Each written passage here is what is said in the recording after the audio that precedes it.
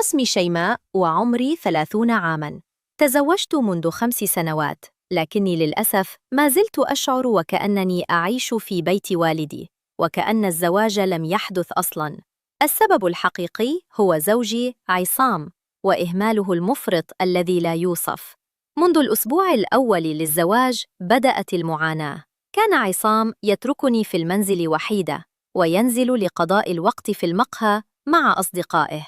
لم تكن الساعة أو الساعتين، بل كان يقضي 5 أو 6 ساعات متواصلة، ولا يعود إلا في وقت متأخر جدا من الليل ليدخل ويخلد إلى النوم فوراً.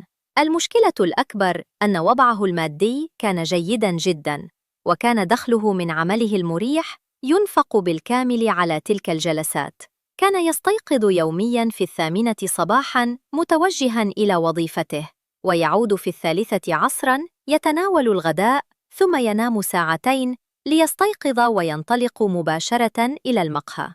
لم نكن نجلس معاً أبداً، كنا كغريبين في منزل واحد. توسلت إليه كثيراً، كنت أقول له: أنا من يوم ما اتجوزتك بحس إني عايشة لوحدي. أنت بتطلع الصبح وأنا نايمة، وترجع تاكل وتنام، إحنا مش بنقعد مع بعض خالص. لم أكن أجد أي اهتمام أو رد فعل منه، تجاهل تام. في إحدى المرات اقترحت عليه الانفصال، فرفض قائلاً: أنا بحبك ومش عايز ننفصل، أنا بس بحب أقعد مع أصحابي، اصبري علي شوية وهتغير. بالفعل تغير لمدة أسبوع واحد فقط. كان ينزل للمقهى ساعة واحدة فقط ثم يعود، لكن سرعان ما عاد إلى عادته القديمة، بل وأصبح الوضع أصعب.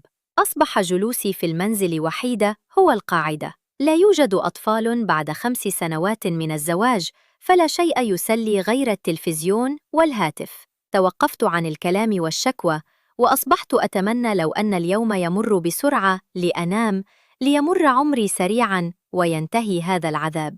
شعرت أن حياتي تضيع مع رجل لا يهتم إلا بنفسه وأصدقائه وقهوته. حتى طلباتي البسيطة كان يرفض تلبيتها ويقول لي ببرود: أنا نازل أقعد مع أصحابي، روحي أنتي وتصرفي، مش صغيرة. كان الحل الوحيد أمامي هو أن أشتكي لوالده، ولكنني كنت أخاف على بيتي من الانهيار.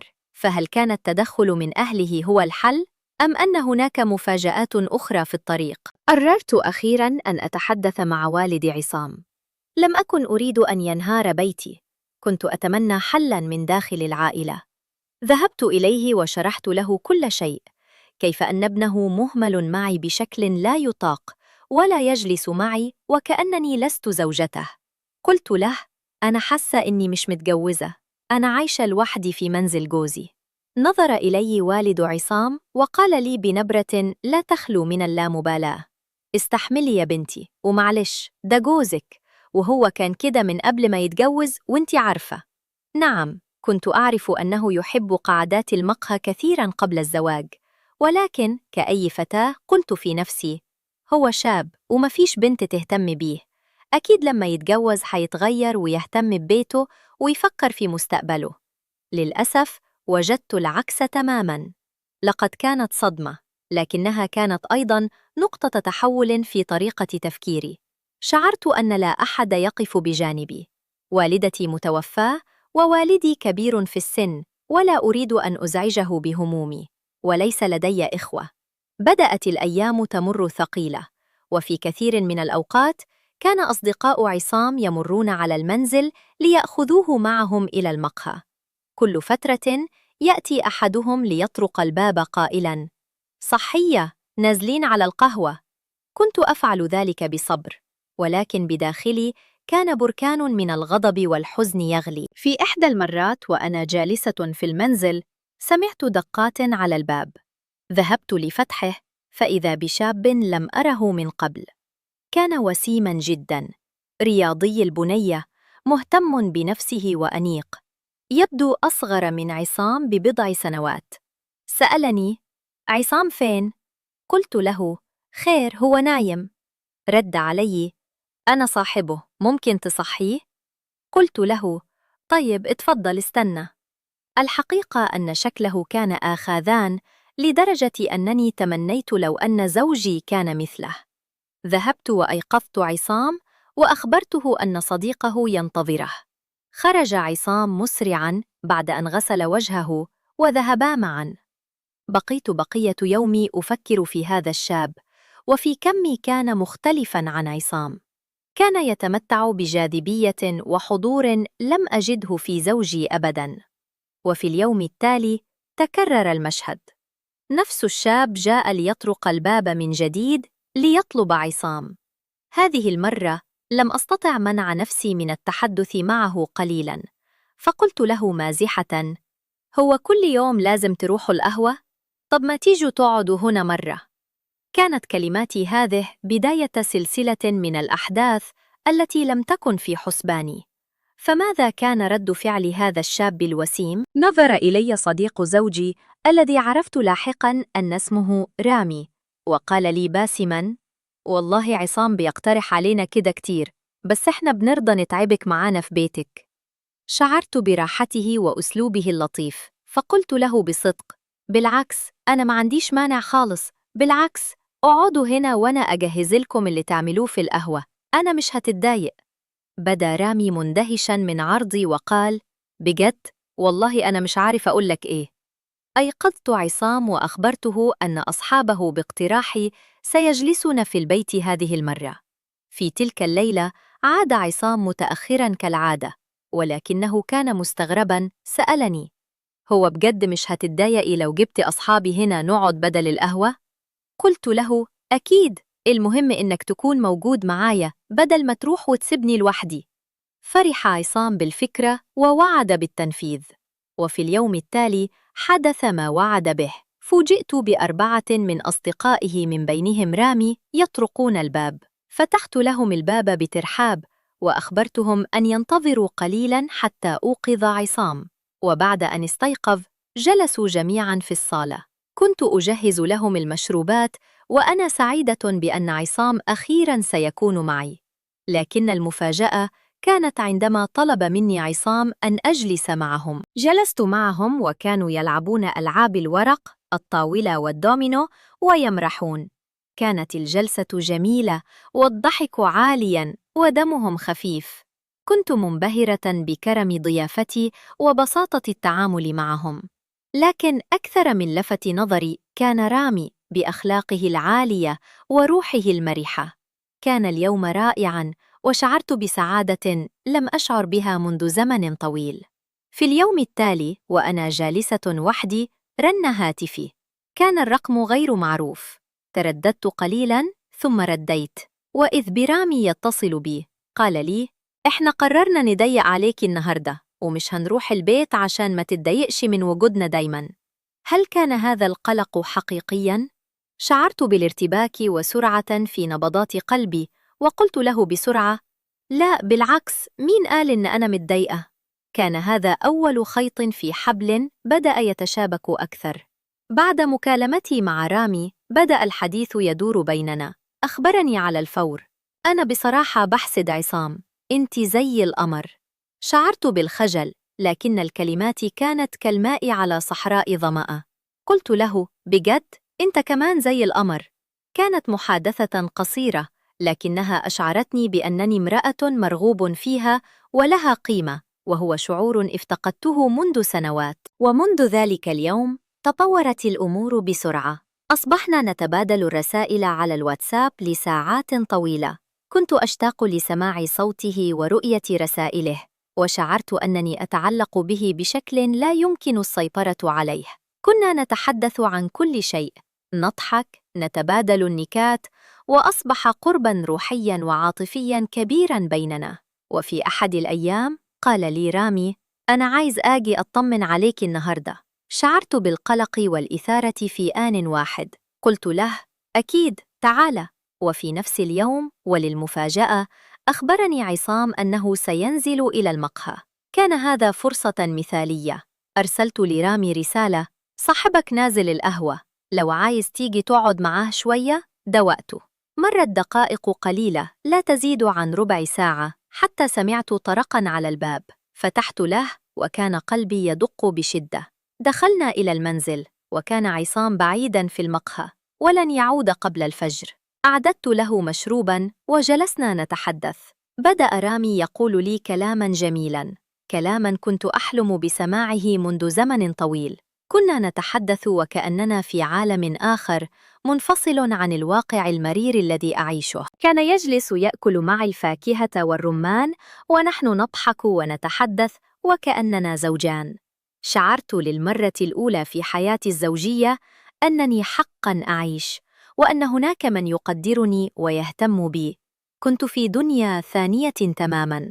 مرت الساعات كالدقائق، ثم غادر ليلحق بعصام في المقهى. عدت إلى فراشي وأنا أحلم بذلك اللقاء، وأتمنى لو يتكرر، وهذا ما حدث بالفعل.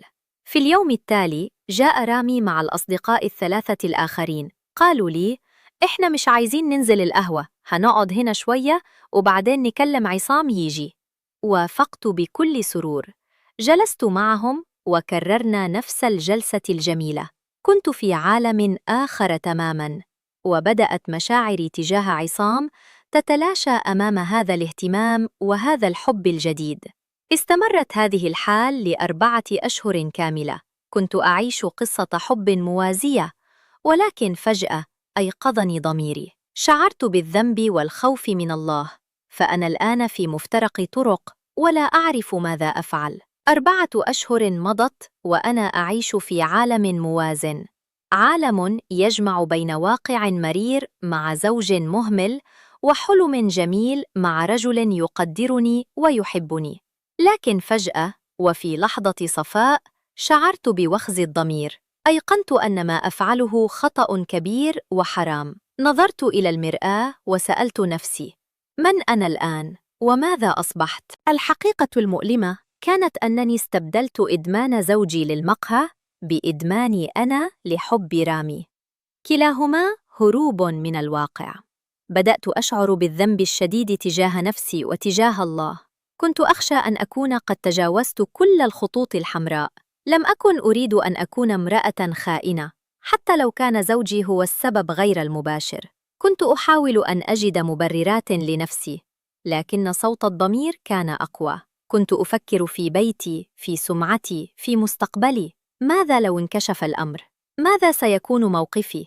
سأخسر كل شيء، زوجي، منزلي، وحتى رامي نفسه. سأكون الخاسرة الأكبر. كنت أعلم أن ما يحدث مع رامي ليس حلاً، بل هو مشكلة أكبر.